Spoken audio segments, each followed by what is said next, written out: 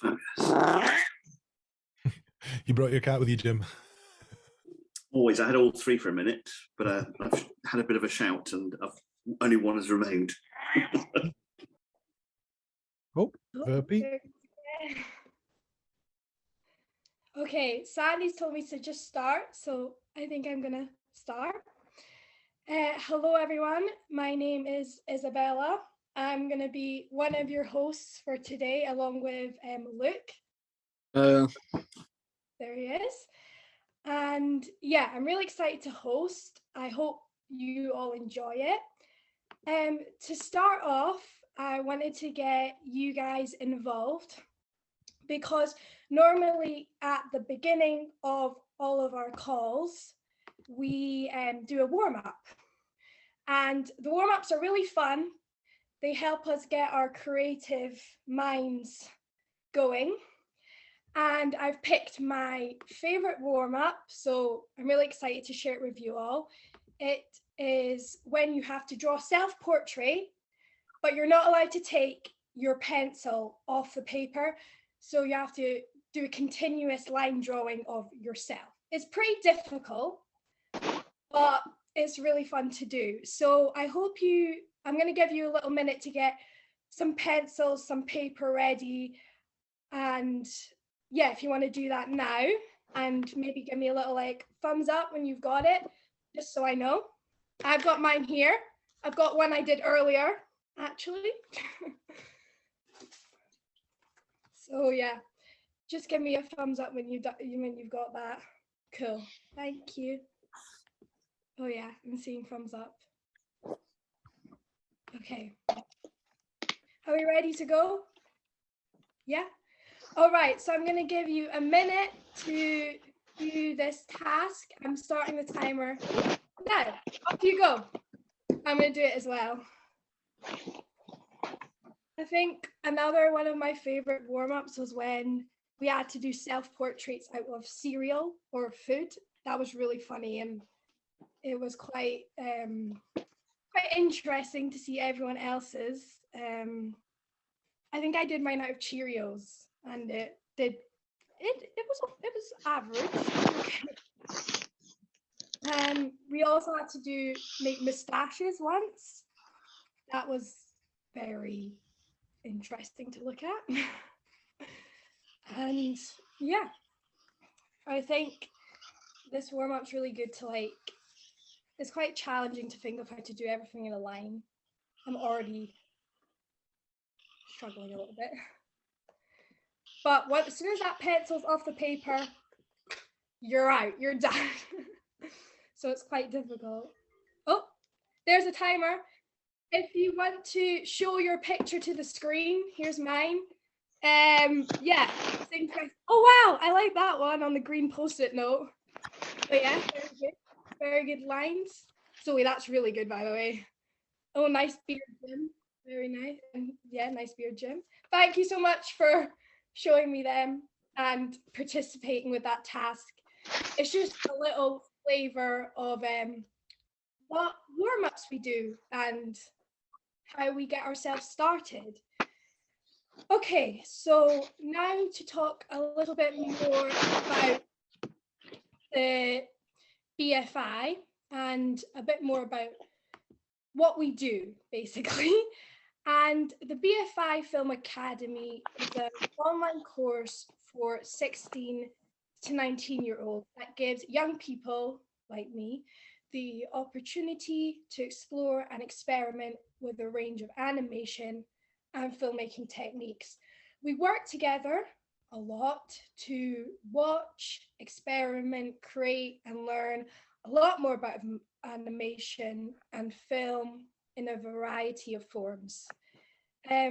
We also get tool kits of clay, post-it notes, anything that we need to animate. Very useful, very fun to do.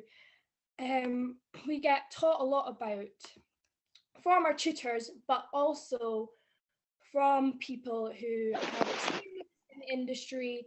They share their stories, what they've done with their animation. That was really interesting. I really enjoyed those talks, and I think some of them are here today, so shout out to them.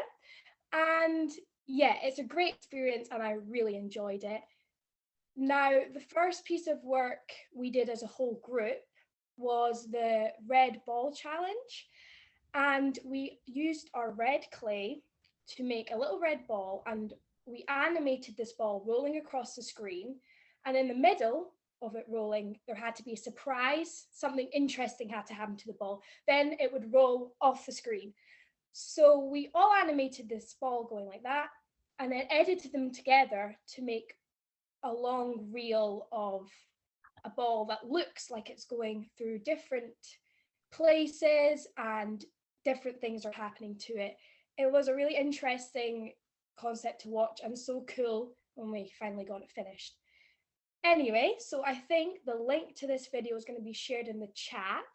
So if you all want to click that, and when you do, make sure to turn your cameras off and mute yourselves, just so we know you found it okay and you're watching it. And then when you come back, switch your cameras back on so we know you're here.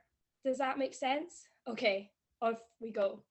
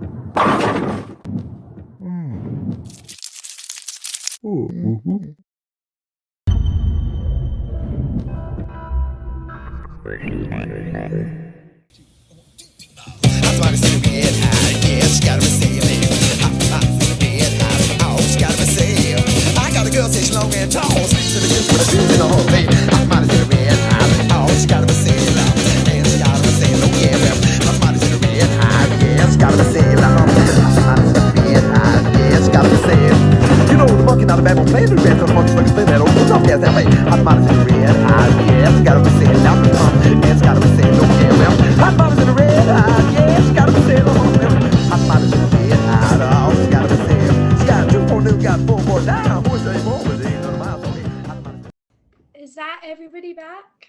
I think. Let me see. Yeah, let me see. Oh yeah, okay. Everybody's back. Right. So now I hope you enjoyed that, first of all. I personally did. I also enjoyed making the videos. Thank you, Verby. Yeah, feel free to put some comments in the chat. Thank you for that. And now I'm going to hand you over to my co-host, Luke. So take it away, Luke. Hi all. Like Bella was saying there, if anyone has any comments, feel free to speak. If not, write in the chat if you feel comfortable. Anyone want to speak up or?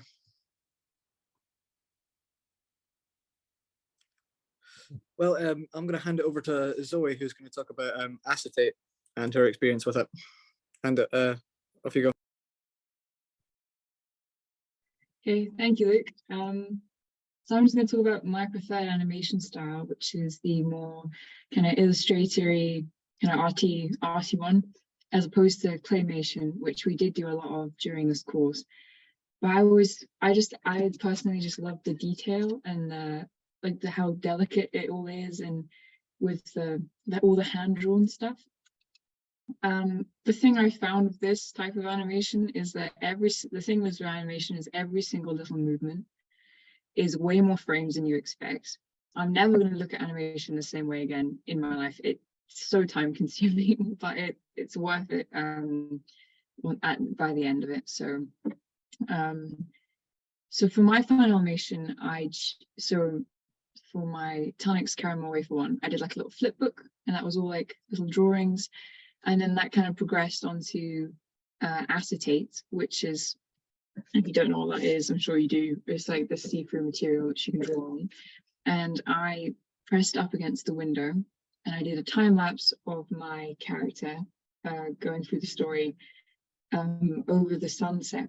So you can really see how long it takes. Like you can literally see the time passing as throughout the film. And you'll get to see my film as part of the reel with everyone else's later on. But I just thought I'd share some of my favorite frames with you. There's one's near the end, and you can see all the little stars and the wee person there. And then I was thinking about some of the rocket taking off, which I love acetate because you can see right through it. So yeah, I'm now going to pass on to my friend Abby, who's going to talk about the animation style of claymation a little bit more in detail for you.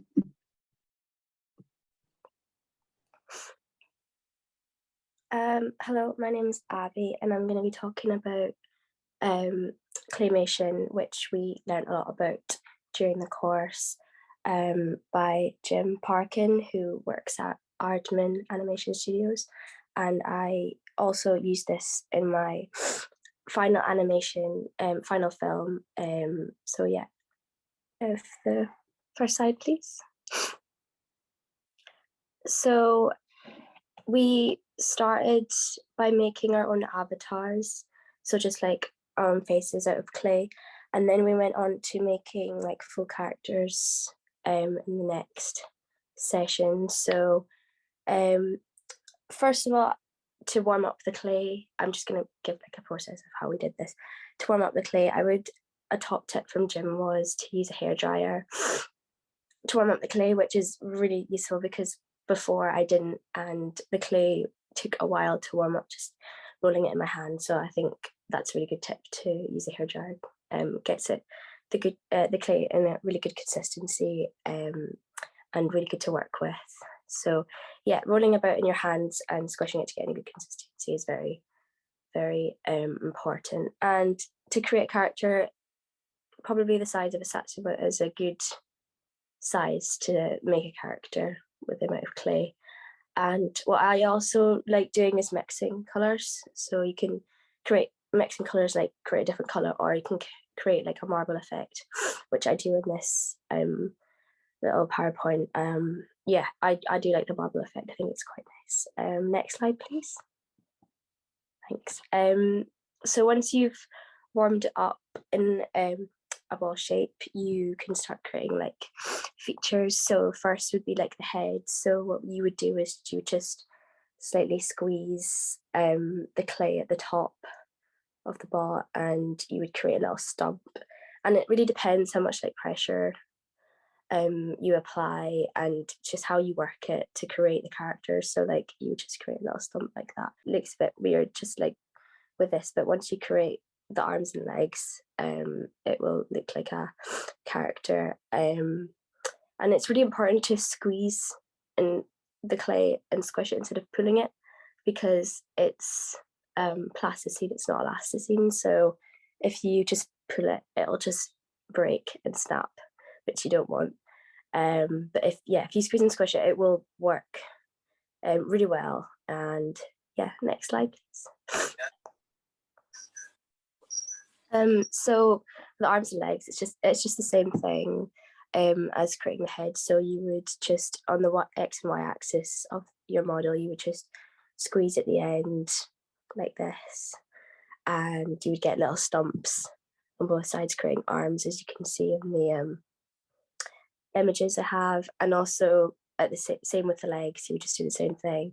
And again, the more you squish the clay, the more it'll pull out by itself, and the longer, it doesn't matter how you do it, you'll get longer legs if you want. With your character, it depends what you want. And it's the material with clay as well that I also really like is if you create an arm and you're not happy with it, it's easy to just squish it back down and start again. I think that's really useful with the material. I think it's really helpful if you're doing an animation. Yeah, next slide, please. Sorry, I've got a cold. So creating features. So we got clay provided by the BFI in toolkits through the mail. So, and we also with that got toothpicks and other tools, sculpting tools, which are really nice. Toothpicks are probably a household item, really easy to just create texture and other things, and shape as well. And also just other things to create, like I'm sure you're all familiar with Morph, very famous by Aardman, just creating like thumbs. And you wouldn't really have to create separate fingers, just thumbs is enough to make a character, to be honest. And it's just really easy. You would do the same thing. You would just flatten down the end of the arm and just squeeze a thumb out, and I think it just makes it big. It's really simple, but it just adds a lot. Next slide, please. And yeah, you can just also, I think this is important, like if you're just wanting to use like a blob of clay like that, you can just create eye features as well with them. And just as you can see here, it's basic, but I think it's quite simple and effective for an animation. And next slide, please. Okay, so this here you can see the avatar that I created. Sorry, the avatar I created during the course. The sculpting tools came really in handy here. And yeah, you can also see like eyebrows are a really good feature. Depending on how you form them, can make a character. And also using just like blending the clay kind of to create the cheeks as well. It's really simple. And here is the character I created when Jim was teaching us just different ways of creating a full body. I don't really know what it is, could be a cat or something, but I again used like 2 different clays. So I create a marble effect, as you can see, and yeah, just kind of went with it, created ears just to see. And also with the clay, it was like had arms and legs, but it was really easy to just fold over and make it have 4 legs. So that I really liked with the material. I think it was really easy to do that, and yeah, it really was helpful. So for my final film, another top tip is just to keep the clay a good consistency, because when I was filming it, the clay would get cold and would just, for example, one of the arms fell off on my model, which was not handy. So that would be another tip as well if you're wanting to do your own. It would just be to keep the clay warm. And yeah, creating characters was quite fun for me. So yeah, and now I'm gonna hand over to Helen, who's gonna speak about her. Hi, I'm Helen, and I'll be speaking about my personal experience with creating animations. I really enjoyed the editing aspect out of the final film, because at the start of my film it was in black and white, and as my character ventured into a different dimension, it suddenly became all in color, and that was quite fun to experiment. This is the character I used in my final film. I used a toothpick to connect the head onto the body, and that allowed more agility, and it was more easier to move.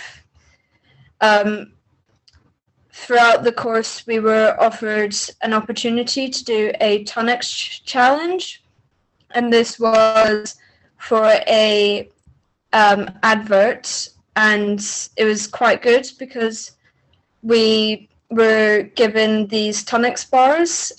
You can eat them before you film, so that was quite difficult. And you had to include those into the animation, which was quite fun. And I will post a link into the chat, so if you can just make sure that you're muted and your camera's off. Thank you.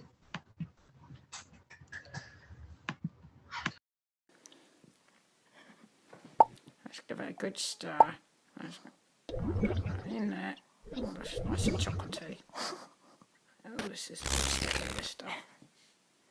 And the balls. Right. That's looking nice. And then all along the top for the. Oh, isn't that nice? That's. Oh, that's lovely.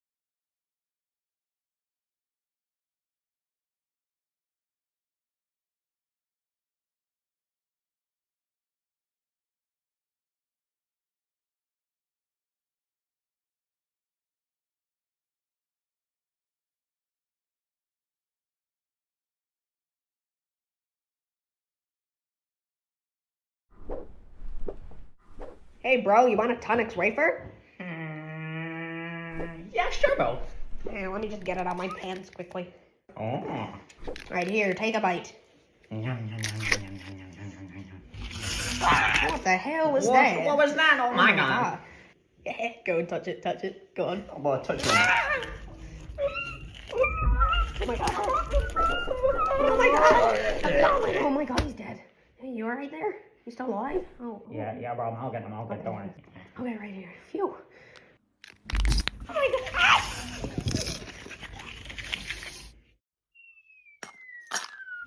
god.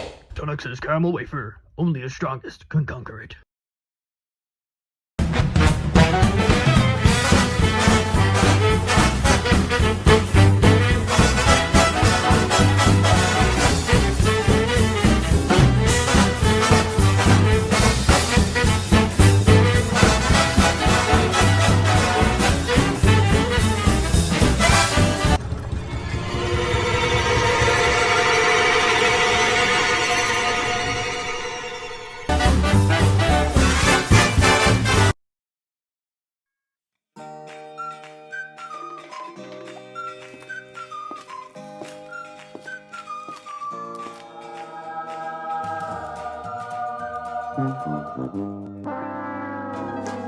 I'm Waferman!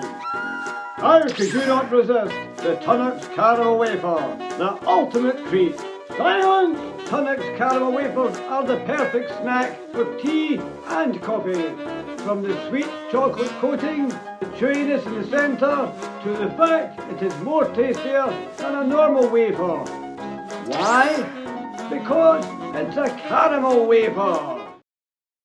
A caramel wafer is so irresistible that everyone adores them.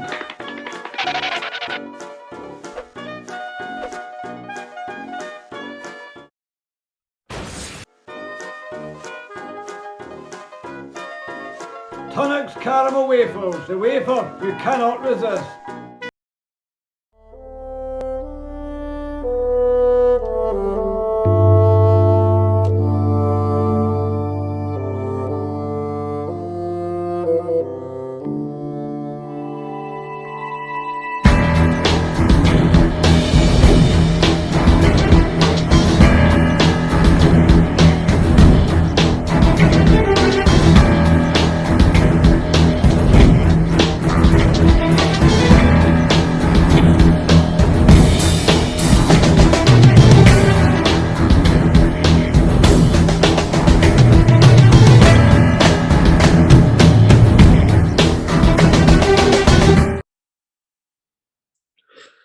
So like the last one, if you've got any comments you want to say, either say them out loud or once again, type it in the chat. I think it's Parker now. He's going to talk about the people we've met. Take away, Parker. Okay, so Sandy, where are you? Is just going to share the slide presentation. Ooh, there we go, lovely. Right, so hello everyone. My name is Parker, and I'm going to tell you a little bit about the talks we had from industry professionals over the last couple of months as part of the film course. So the first one we had, next slide, Sandy, was Selina Wagner. She is a creative director at a small company who creates games, apps, advertisements, and web experiences.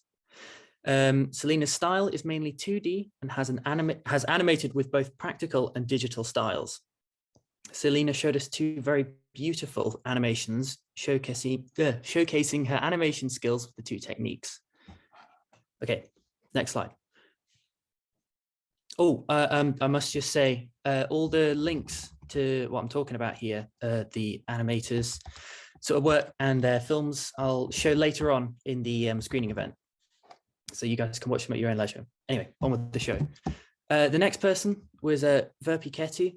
She's a successful animator and founder of her own studio, Ketty Studios. Verpi's worked on many projects as an animator, including an animation music video for Katy Perry. Much of Verpi's style is practical models and very vibrant colors.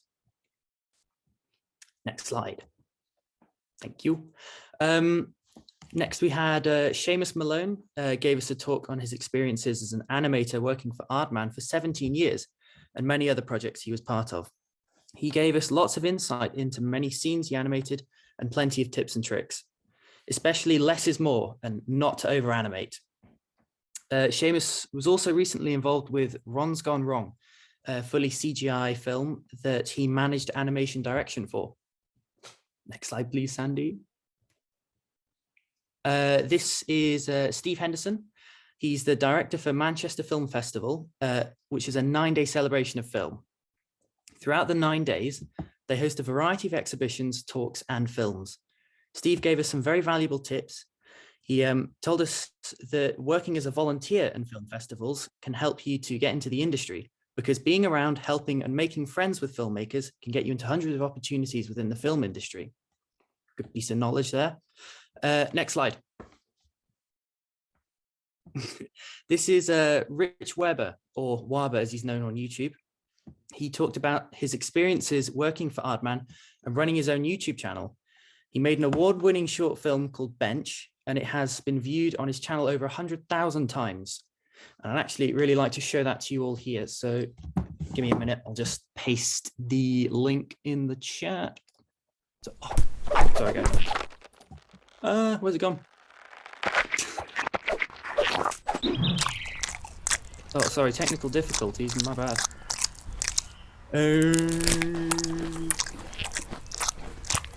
So this is, again, the same drill. If you guys could sort of turn your mics off, turn your video off, and then check this out, and then report back when you've seen it. Here we go.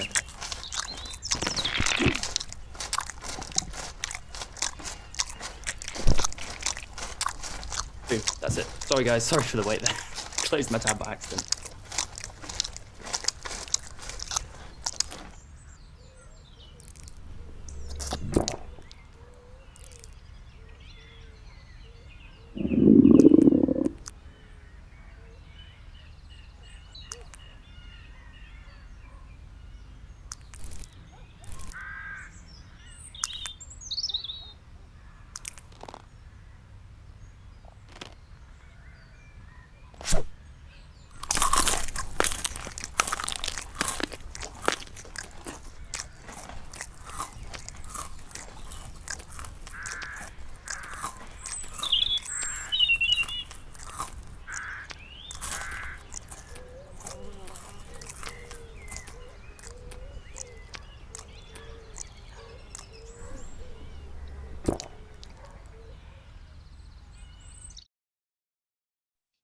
Oh, sorry, I think it's me.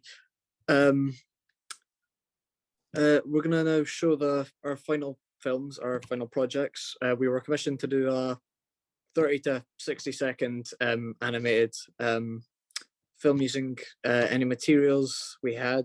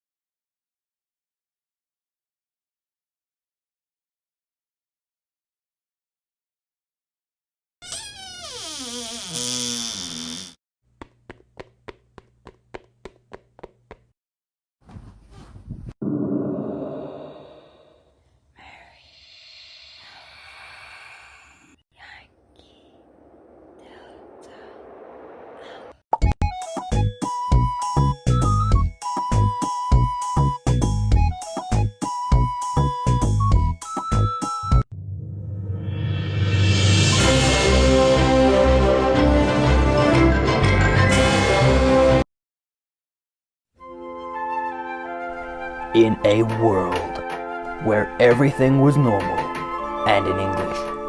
Until one day, Gaelic. That's right, Gaelic. This Scottish language spread around the entire world, leaving no word untouched. No one knew how it started, or if anyone was behind it. But everybody knew one thing. They didn't know Gallic. At first, things weren't that bad. A few minor incidents. But with time, the situation became far more desperate. Especially for the mathematicians. Oh wait, no, not them. Especially for the military.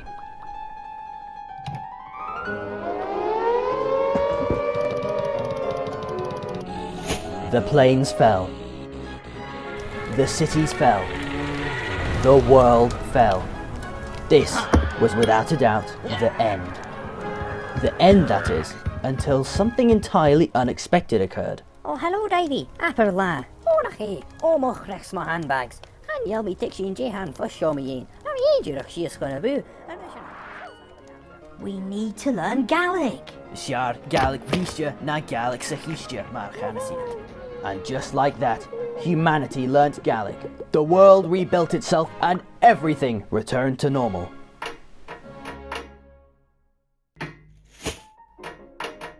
И на этом мы заканчиваем. Спасибо за внимание.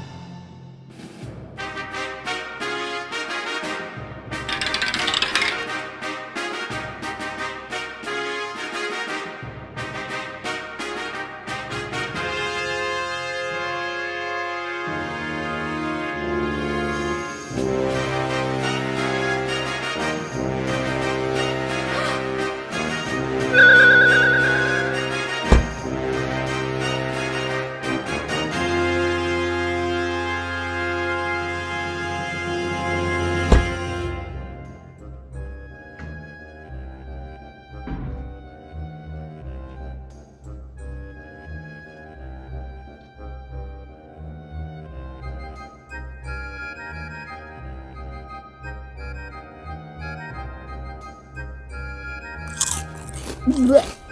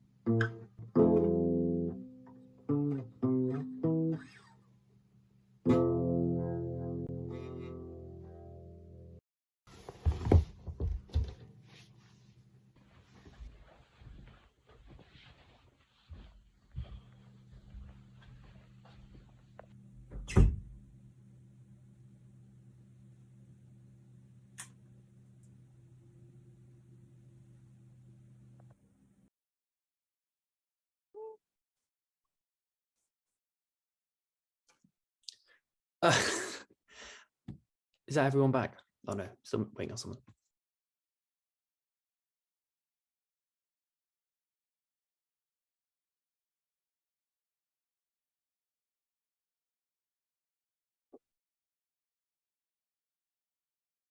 Thumbs up if you're back. Ah, that's everyone.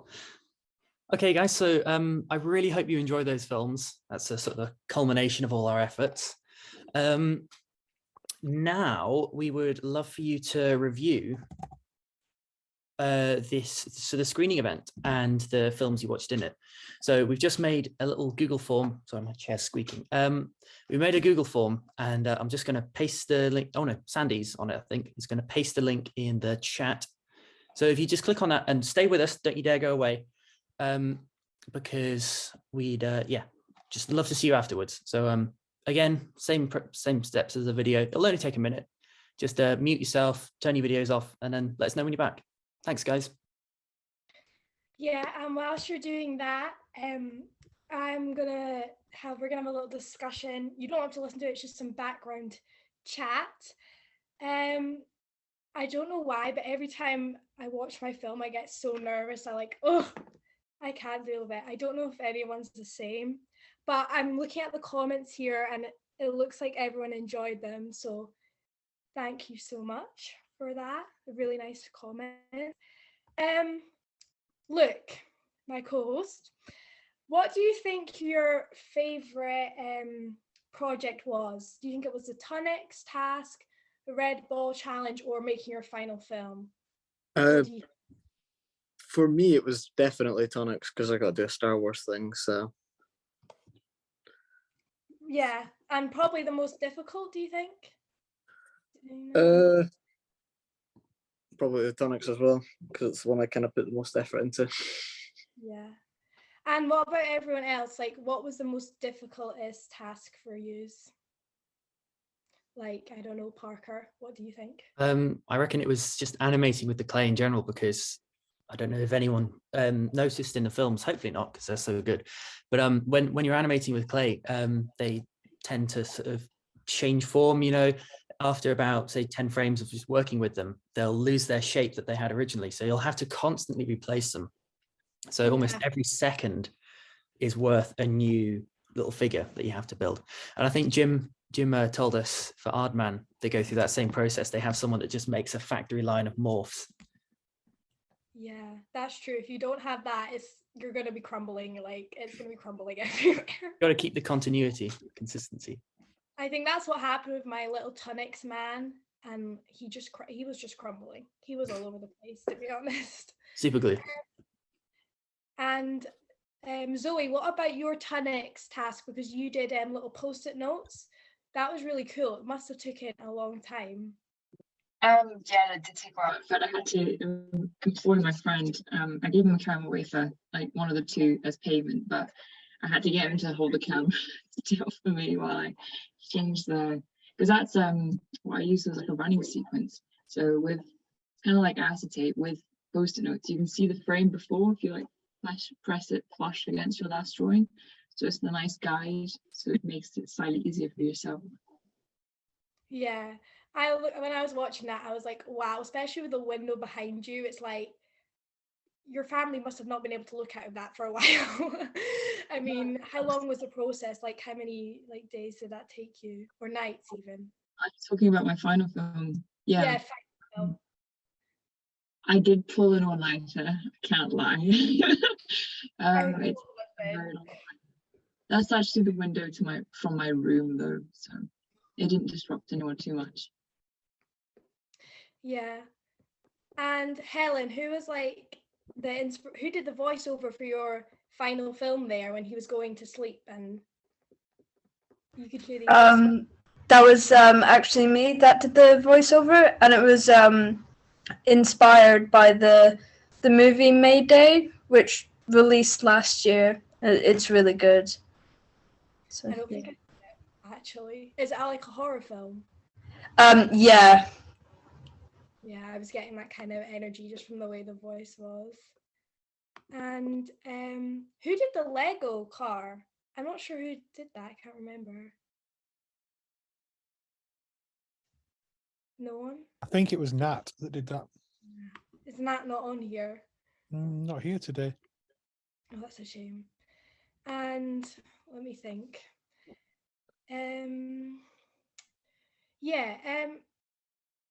If you're going to pick the task you were most proud of, anyone can answer this, what would it be? Feel free to answer, anybody. Probably the final film. Yeah. Yeah, it was really satisfying to have everything come together in one, or everything we learned from the course. Yeah, and you're also putting that in film G, so that's pretty good. Yeah, fingers crossed for that. Yeah, fingers crossed, wishing you luck. And Zoe, what were you going to say? Sorry. Oh, I was just going to, because Parker said his final film, I was just going to talk about how you did the eyebrow on like the little clay guy. Honestly, how that looked really like horrible and complicated. Like I couldn't have I rolled it out almost as thin as an actual hair, and I just used tweezers and a little magnifying glass. I built my models far too small. That's a big problem I came into, was I really should have upped the scale. They were just so ridiculously small. You can see all my fingerprints in them, but some animators really like that sort of effect. It makes it feel sort of homemade, having the fingerprints and the evidence of like human interaction with it. So I decided not to stress about it too much. It's part of my style. I meant to do it. Yeah. Not for me though, it's way too fiddly. Sorry? Way too fiddly for me though. I know. I also think with animation is you've got to be very patient for sure. Like things like that take a long time. Like what I realized when I was doing my final film was that I just knew it was going to take me. I didn't think it was going to take me that long, and honestly, so much drawing. Don't think I've done that much drawing ever, but yeah. You do. I was like fully absorbed in it when I was doing it. Like you just get completely absorbed by it. It's really good. Okay, a few more people are coming back now. I don't know if the rest. Sorry. Yeah. Sorry, I just want to add. At the end of the form, the review, whatever. There's the list of the animators and their little links to their projects and stuff about them. So hopefully if you guys keep that tab open, you could watch them in your own time, whatever. I just thought it'd be interesting to see get a little insight into the stuff that we've been studying for the past few months. Yeah, I know it's really good to watch those films. I definitely recommend watching them. Anyway, I think that's everyone back now. So I think it's time to wrap this up. Don't you think, Luke? Yeah. Okay, so thank you so much for everyone for coming. And I really hope you managed to get the links and watch all the videos. We are so happy to be able to have the opportunity to do this, and the opportunity to present them to you all really is fun and exciting. And yeah, thank you so much for coming. Does anyone want to say anything else before we all hang up? Yes? No? I'm certainly going to miss this. Yeah. Okay, well, I guess everyone can go, and thank you for your feedback. We'll definitely be taking it on board, so feel free to hang up. Bye. Wow. Thanks, guys. That was brilliant. Thank you so much, everyone. Thanks for coming. Done. Very well done. Thanks. Thank you for coming. Bye, Nonna. You were brilliant, guys. Thank you so much. Thanks, Miss White. See you later.